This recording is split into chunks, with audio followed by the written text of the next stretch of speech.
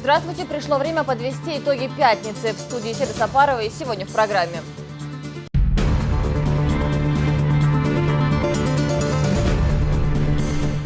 Бойцы мирового уровня. Мы получаем очень богатый, серьезный опыт, который позитивно потом отразится на подготовке наших спецслужб. Чеченские силовики прошли сборы в Иордании. Антикризисные меры в действии. Это коснется 283 тысячи пенсионеров нашей республики. Пенсии россиян будут проиндексированы более чем на 11%. Рабочие места для инвалидов. Я, конечно, прихожу пораньше. Почему? Потому что я люблю свою работу. Как в Чечне трудоустраивают людей с ограниченными возможностями.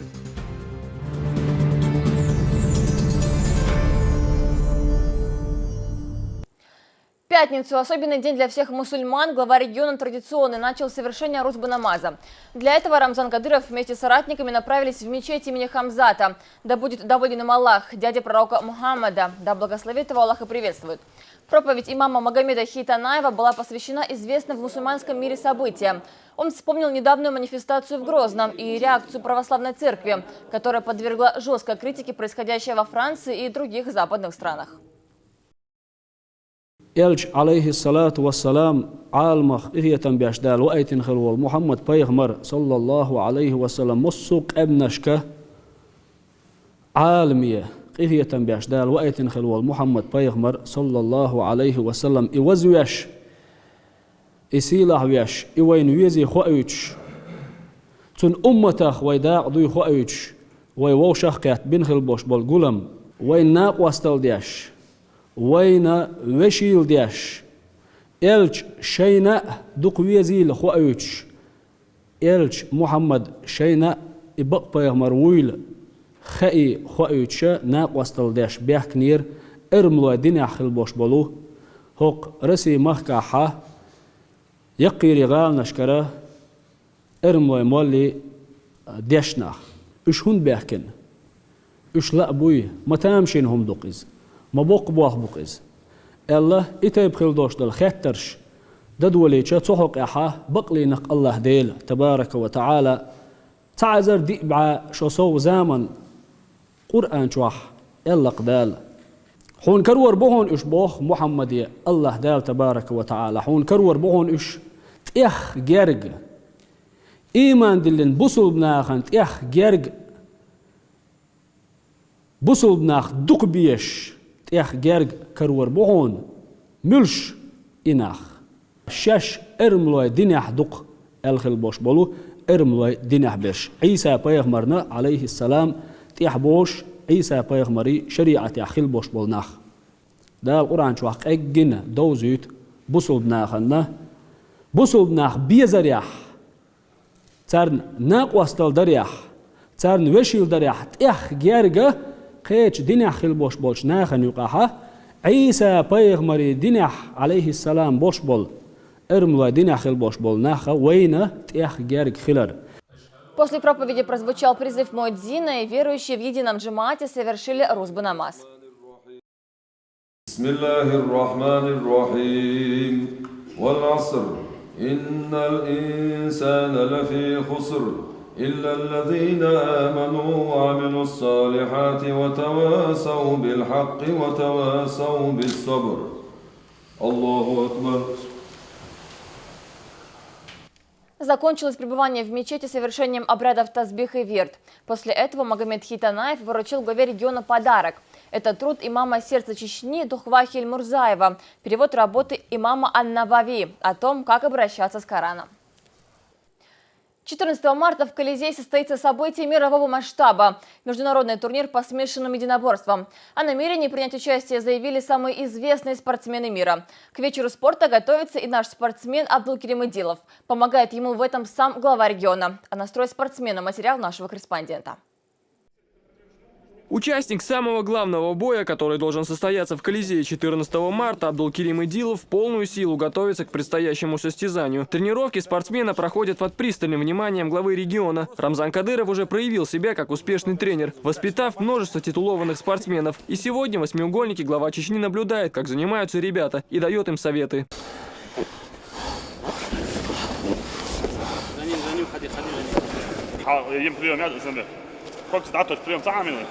Тренировки Идилова включают в себя множество различных упражнений и приемов. Отрабатывая один за другим, боец набирается опыта, а помогают ему в этом выдающиеся российские спортсмены. Глава республики также не остался в стороне. Сделав небольшую разминку, провел работу в партере. Вот это когда он делает, он идет вот так, вот это. Когда вот это должен на ногу, нога, вот так. Перевернуть. Да. В зале с Идиловым тренируются его давние друзья Хусейн Халиев, Максим Гришин и Шамиль Зауров. Они тоже делятся опытом с товарищем. Так, держите захват.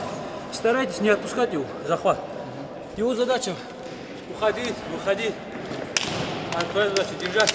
В этот момент у кого как получается, болевые, удушающие. Ну а сегодняшняя тренировка стала особенно сложной, ведь глава региона наблюдает и сам проверяет, насколько хорошо подготовлен Абдулкерим. Не, я за спину так держу. Ты ногами не помогаешь. Вот ты как будто в бою. Длительную тренировку сегодня провел и сам глава региона. В ней он показал себя как опытный спортсмен. Все. К приближающемуся чемпионату мира по смешанным единоборствам ММА Идилов готовится очень упорно. Постоянные тренировки с повышенными нагрузками закаляют не только тело, но и дух спортсмена. В тренировочном графике у спортсмена большая часть уделена работе в стойке. Абдулкерим совершенствует выносливость и скорость атак. Усердные тренировки до последней капли пота спортсмен проводит ежедневно в Колизее. Нагрузки тоже потихоньку прибавляем. Если я с такими бойцами буду в парах работать, там Максим Гришин, Усам Магомедов, Владимир Минеев, там Шамиль Зауров. Вот. Если я с ними буду как бы пара работать, я думаю, у меня будет уверенность. Я успею за 2 месяца в форму подойти, потому что у нас по программу очень профессионально относимся, именно тренировочный процесс. И я думаю, я нормально в форме буду, если без травм все так пойдет. Абдулкерим вообще уже давно его знаю. 7 лет назад мы еще с ним познакомились, когда ему было 17 лет. Достаточно обучаемый человек и идет к своей цели. У него очень хорошее будущее. И я думаю, если он будет дисциплинирован и тренироваться, как он делает сейчас, он добьется успеха. Любители спорта с нетерпением ждут предстоящего в Грозном турнира. Он соберет в чеченской столице почти всех чемпионов ММА. Асан Аль-Букаев, Абубакар Абазов при поддержке пресс-службы главы и правительства. Новости.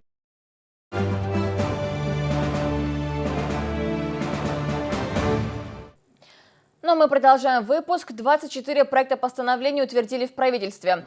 На заседании под руководством Абубакара Дильгириева были рассмотрены вопросы, касающиеся всех сфер жизнедеятельности. Кабинет министров обсудил бюджетную политику, аттестацию руководителей ГУПов, универсальную электронную карту и предоставление информации о вакантных местах в Центре занятости населения. До сих пор актуальным остается вопрос обеспечения жильем одиноких и малоимущих граждан.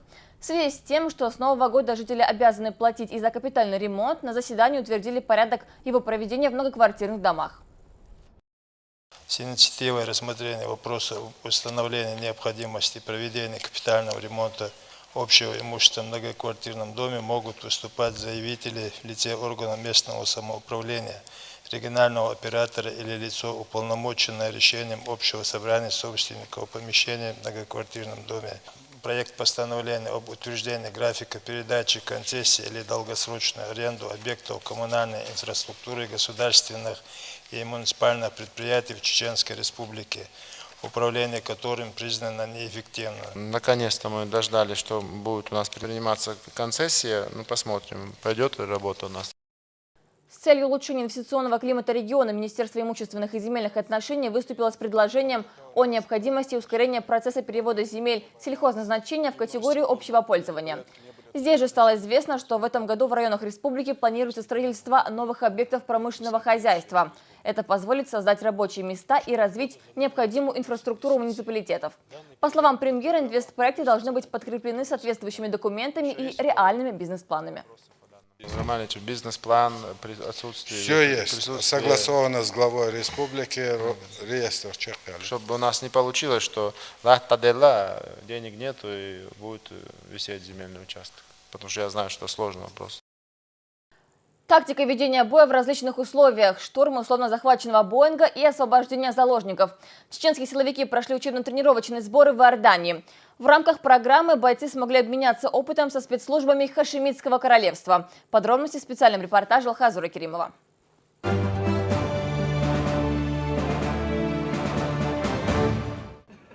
Первый шаг навстречу большого сотрудничества. Обмен военным опытом с иорданскими войсками станет хорошим подспорьем в борьбе с терроризмом. Генерал Ариф Аль-Забен поблагодарил чеченскую делегацию за визит и представил чеченских бойцов своим инструкторам.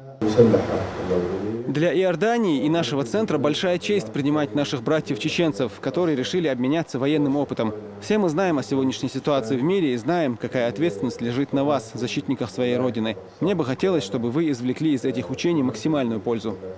10-дневные сборы инструкторского отдела по боевой подготовке Чеченской Республики в Иордании начинаются с ознакомления с образцами зарубежного оружия. Различные способы обращения с ним объясняют инструкторы.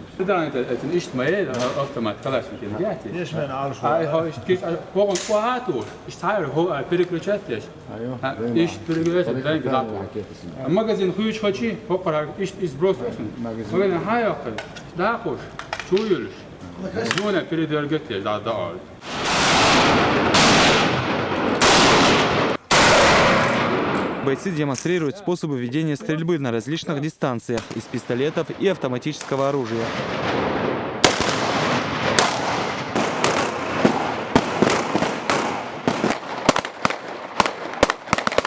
Стрельба по мишеням – это лишь первый этап комплексных занятий. Прицельный огонь на дальность сменяется более ответственным заданием. Тактика действий в городских условиях с освобождением заложников.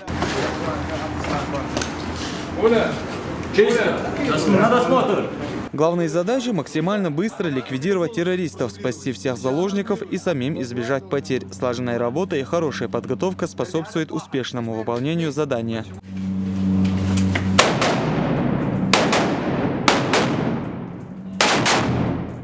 Выходной у бойцов наступил лишь в пятницу. Перед джума-намазом инструкторский отряд посетил кладбище, на котором похоронены родственники короля Иордании. Совершив зиярт и прочитав за умерших дуа, бойцы собрались в мечети для совершения пятничной молитвы.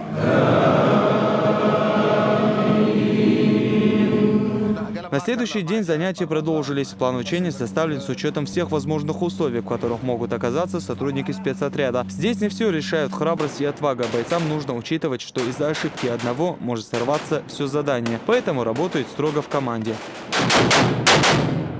Уже на 5-й день пребывания в Иордании к инструкторскому отделу подключился местный спецназ. Обмен опытом на совместных учениях спецслужб Иордании и Чечни проходит впервые.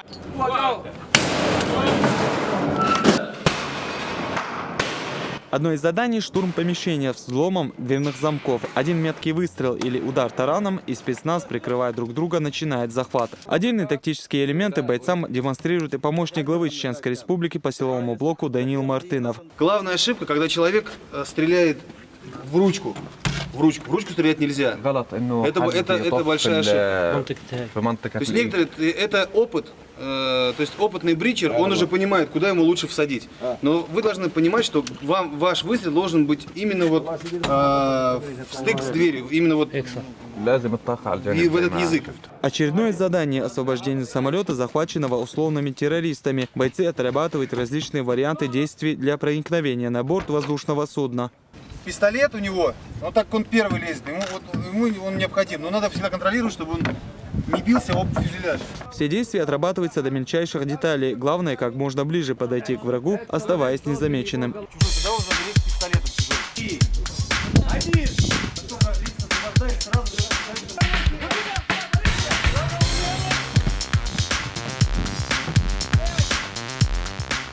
В последний день комплексных учений бойцы отработали тактику зачистки населенного пункта от преступников. Штурм дома с условными террористами прикрывается снайперской группой.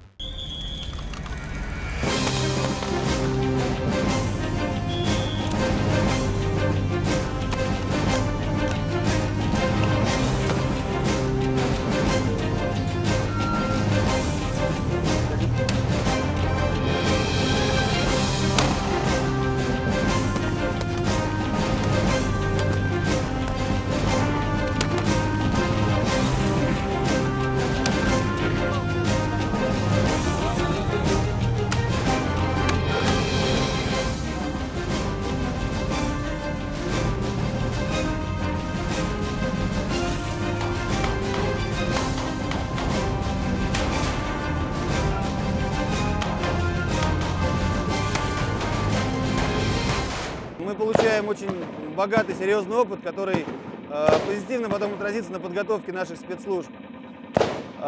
И это только начало.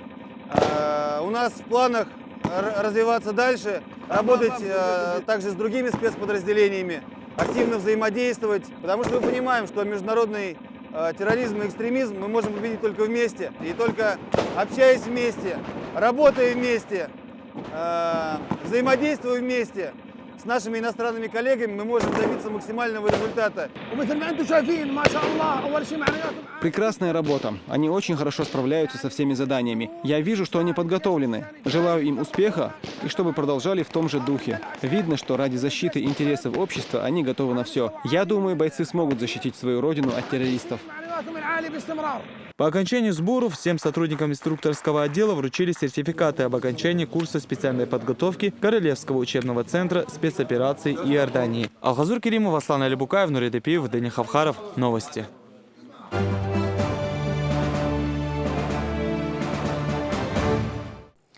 В администрации Шилинского района глава муниципалитета и министр труда, занятости и социального развития вручали ключи от новых квартир. 3 многодетных семьи теперь будут жить в поселке Чири-Юрт. Для них построили современное жилье со всеми удобствами. Помощь в жилье нуждающимся жителям была оказана по поручению главы региона. Власти района заверили, ни одна просьба не будет оставлена без внимания.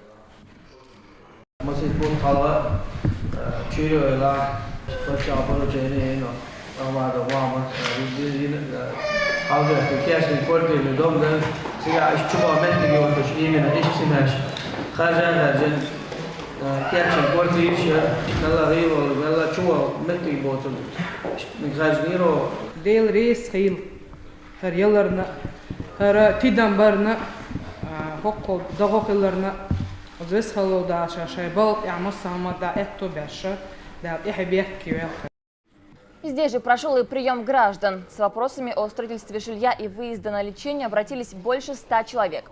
Большинство вопросов было решено тут же. Например, некоторых включили в госпрограммы помощи малоимущим. Многим была оказана и материальная помощь.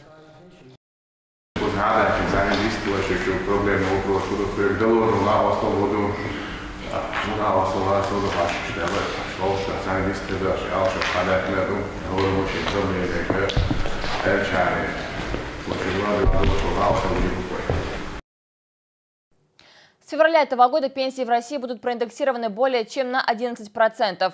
Об этом рассказал управляющий отделением Пенсионного фонда России по Чеченской Республике Мохаммед Имиахмадов.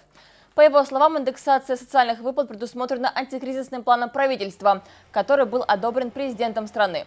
На эти цели предусмотрено 188 миллиардов рублей. Средний размер трудовой пенсии в России составит 12 900 рублей. Также с 1 апреля пройдет индексация социальных пенсий с учетом роста прожиточного минимума за прошлый год. Это коснется 283 тысячи пенсионеров нашей республики, которые получают трудовые пенсии. Средний размер увеличения трудовой пенсии по возрасту составит 1200 рублей. Средний размер увеличения по трудовой пенсии по инвалидности составит где-то предела 980 рублей. А средний размер увеличения по случаю потери кормильца составит 480 рублей. Как вернуть товар, если вы обнаружили поломку? В большинстве случаев покупатели не знают о своих правах. И что же делать, если у покупки выявлен дефект? Между тем, права потребителя предельно ясно регулируются соответствующим законодательством. В каких же случаях клиент прав, разбиралась Динара Мурадова. Сегодня в любой торговой точке на видном месте висят брошюрки с громкими названиями: «Закон о защите прав потребителей», «Правила торговли», либо «Книга жалоб». Однако, если покупатель попадает в магазине в неприятную ситуацию, то чувствует обычно полную растерянность, потому что толком своих прав не знает. Самым сложным в отношении тех, кто покупает и продает, остается обмен товаров. Если обнаружен брак, в течение 2 недель магазин без проблем принимает товар назад и возвращает деньги. А вот что делать, когда покупка просто разонравилась или дома вы поняли, что потратили на нее слишком много? Многие покупатели уверены, что и без дефектов в течение 14 дней вернуть можно все, от автомобиля до булавки. Но это далеко не так. Любой потребитель при покупке товара может вернуть любой товар только при одном условии, что если товар будет сохранен в товарном виде, при себе имеется товарный чек, сохранены все пломбы, то есть нет ни одной царапины. Есть товар, который категорически нельзя возвращать личной гигиены или товар, контактирующий с пищей. Это могут быть там бритвы,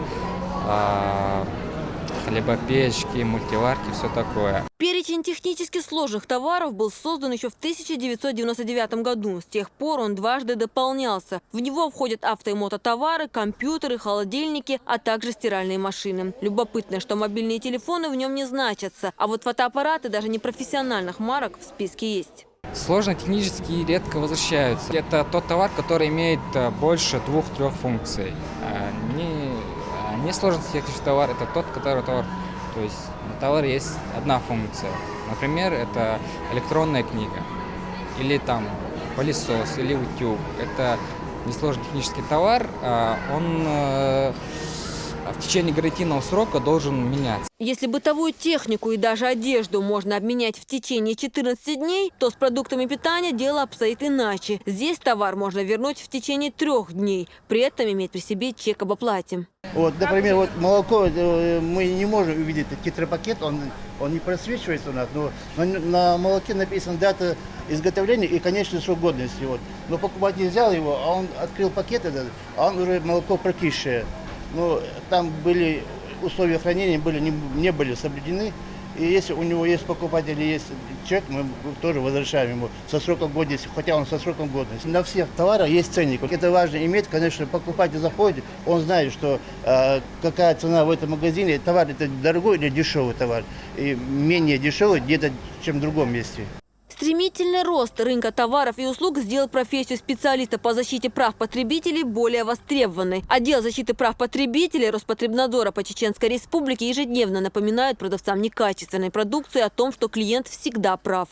Если вы уже заключили договор купли-продажи, дома установили какой-то недостаток в товаре, это в соответствии с законодательством Российской Федерации, вы в первую очередь должны обратиться непосредственно к продавцу с претензией. Если вот вышеперечисленные законные требования потребителя не выполняются, вот в этом случае вы должны обратиться в уполномоченную службу. То есть это управление Роспотребнадзора, в отдел защиты прав потребителей. Если вы обратились в письменном виде, мы проводим неплановую проверку в целях восстановления ваших законных прав как потребителей. В маленьких частных магазинах, где порой даже отсутствуют ценники, либо вовсе не меняются годами, обменять товар гораздо сложнее. В этом случае можно рассчитывать на добрую волю продавца. Примут обратно ваш товар, считайте, повезло. Вывод прост. Дело защиты прав потребителей – дело рук самих потребителей. Только зная законы, вы сможете защитить себя при любых обстоятельствах и сэкономить на юристах. Динара Мурадова, Адам Чекуев, Дауд Куруев. Новости. Пророк Мухаммад, да благословит его Аллах и приветствует любимец Всевышнего, человек, за которым последовали миллиарды людей. В Чечне уже много лет проживают потомки лучшего из людей, и большинство из них жители Старых Атагов. В гости к Салиховым отправился Ахмед Джабраилов. Саид Хусейна Салихова в Старых Атагах знает каждый. Вместе с односельчанами каждую пятницу прямой потомок пророка, да благословит его Аллах и приветствует, спешит на коллективный намаз в главную мечеть. В большой семье Салиховых самый старший дедушка Саид Хашим, 38-й потомок пророка Мухаммада, мир ему и милость Аллаха. В этом году ему исполнится 80 лет. Родные часто обращаются к нему за советом. Несмотря на преклонный возраст, он хорошо помнит некоторые истории, рассказанные ему отцом.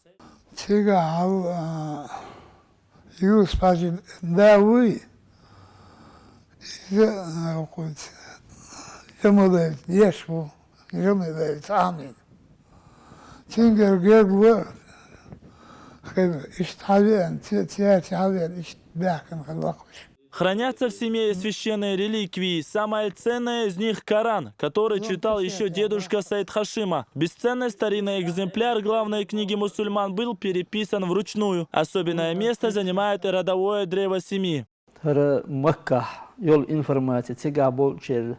Яхка-яхкана кузаруэй дабаган чара совместно. Хара хиндел салам ол Мухаммад пайгамбар хоккузар дау иштарцун яхина хоккуз качылс. Жамлайлу маккар жамалу. Цун яха кузабина гар шая бер шорш цун жамалайли يحيينا بولنا بخورش هرش بخوزابينش بخورش هذا هرجينش تشتيا.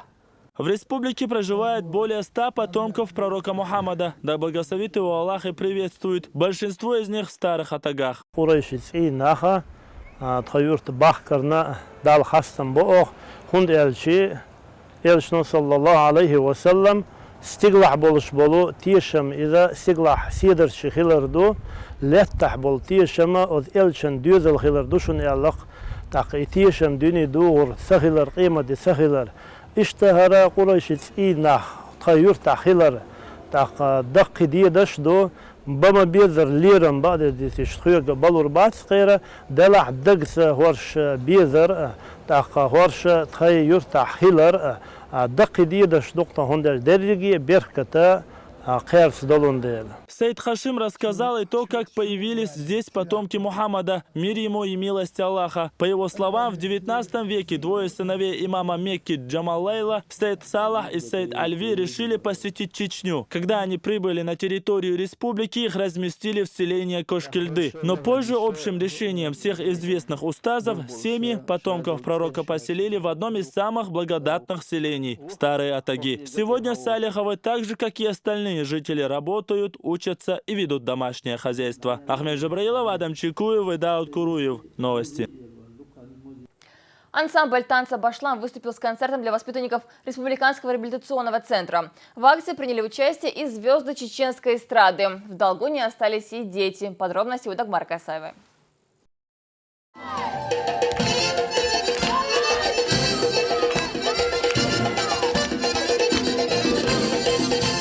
Свое сегодняшнее выступление «Башлам» посвятил набору новой группы подопечных в реабилитационный центр для детей и подростков с ограниченными возможностями. 3 недели в течение этого времени дети проходят реабилитацию. Они не только проходят все медицинские процедуры, но и получают возможности развития творческих навыков. Сегодня свое умение ребята демонстрируют новой смене. Готовят своего рода творческий отчет, то есть чему они научились за это время. И нужно сказать, что за время пребывания здесь дети обучаются не только творческому мастерству, но они обучаются, как себя вести, как общаться друг с другом. Они получают комплекс мероприятий реабилитационных, как психолого-педагогических, так и физиотерапевтических процедур. Очень много получают. Молодые артисты представили детям свою новую программу. Они встречали каждое выступление ребят с радостью, а 7-летний Уэйс не сдержался и даже вышел станцевать.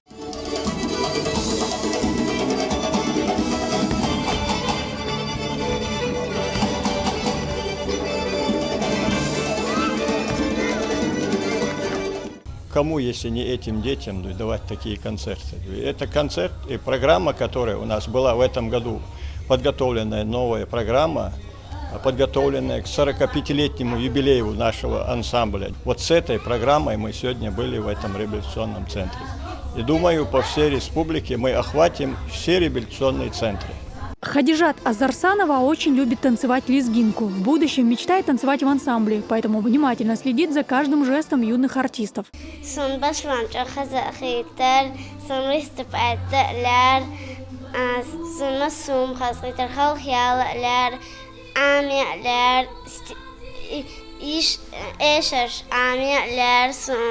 Традиция провожать очередной поток детей и встречать новый с концертной программой будет продолжена и дальше. Ансамбль «Башлам» намерен и впредь дарить хорошее настроение подопечным центра. Дагмара Касаева, Динара Мурадова, Муслим Типаев и Абубакар Абазов. Новости.